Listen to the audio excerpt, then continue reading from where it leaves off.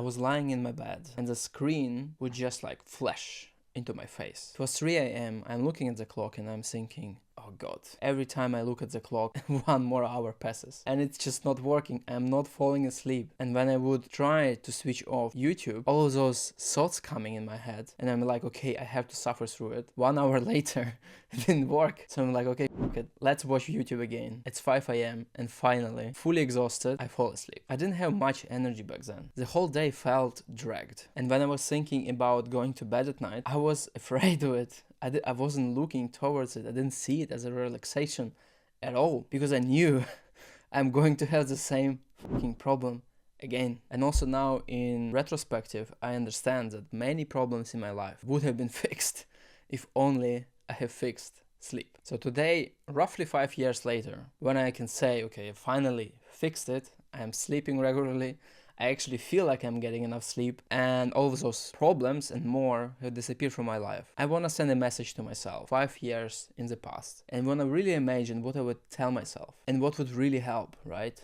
Because sometimes you think like, okay, I have figured it out, it's easy, it's clear, and you're thinking about those last improvements, but 5 years ago it wouldn't have worked for me. But there are actually 3 main areas that I think if I would have told myself or someone would have told me 5 years ago, that would have made a hell of a difference. Those 3 things are more like work in progress. There are a few sub points in one of them that are super easy and super effective, but we'll get to it later because it all starts with mindset. The first thing about mindset to understand is that sleep is really the foundation for everything else in your life. If you want freedom, if you want happiness, if you want to have more purpose in your life, if you want to leave a legacy in this world, if you want to have more success with the girls, anything, everything is standing on sleep.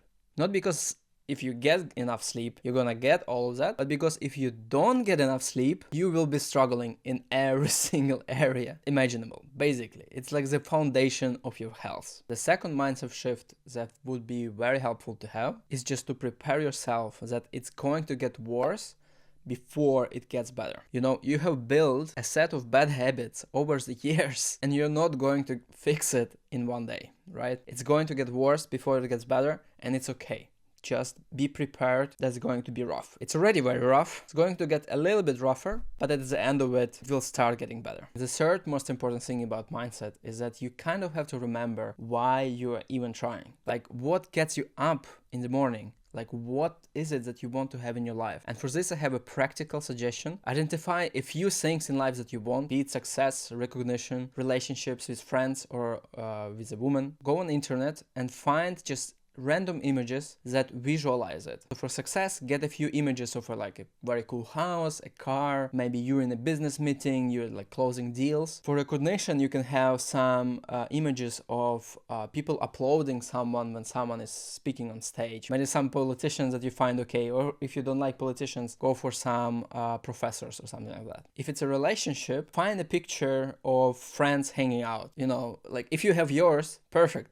If you don't, just find any picture of people hanging out, hugging or whatever. If it's a girlfriend, like 2 people, I don't know, doing something that you would find really inspiring as a goal in a relationship. You know, anything that inspires you for action, anything that answers the question like, why are you even trying? And then, importantly, put it somewhere right in your face. So for example, one good idea is to put it as a wallpaper on your phone. You can also put it as a wallpaper for the computer, or the best one, just print those photos out or print like a vision statement if you have it, or if you have some goals, just tape it on the wall. It doesn't have to look good, just have it there. The main point is that you're constantly reminded of the reason why. The second point that is actually not that obvious, but it is the foundation for everything that follows. You might have heard it somewhere, but actually your productive morning routine begins in the evening before that. So here are 3 very crucial things you have to implement in your evening routine if you want to see any progress at all. Each one of them is very simple.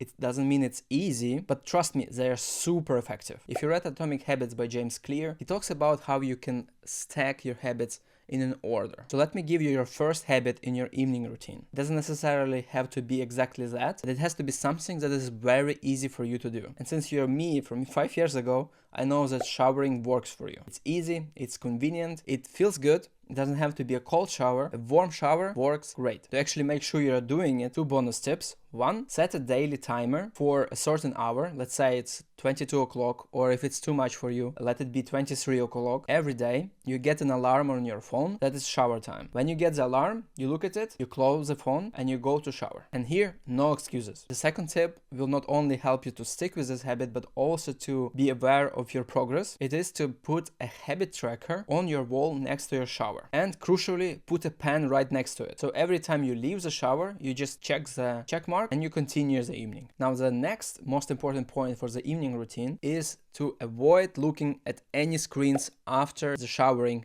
at all. No phones, no computers, no TVs, nothing. What you can do is listen to stuff, for example, to an audiobook, or read something. And the third tip that actually worked for me wonders, because sometimes I would be in my bed and I would think like, okay, now it's time to sleep, but I still cannot sleep. And I was like, okay, what do I do? So what actually has fixed the problem surprisingly almost every time is to listen to a specific body scan meditation before sleep. You can download this app called Medito. It's free. You go to sleep, the meditation for sleep, and pick getting back to sleep or gradual full body relaxation. Both of them worked just fine. Now, the solution will not be complete without this last piece of the puzzle. I call it the accelerator. And the accelerator is your morning routine. Now, if you mess up your morning routine, it's going just to put so much more pressure on your evening routine that you're going to relapse. So don't underestimate it. I want to give you 3 very practical tips that are going to do 80% of the heavy lifting for your morning routines. This first one is the easiest to implement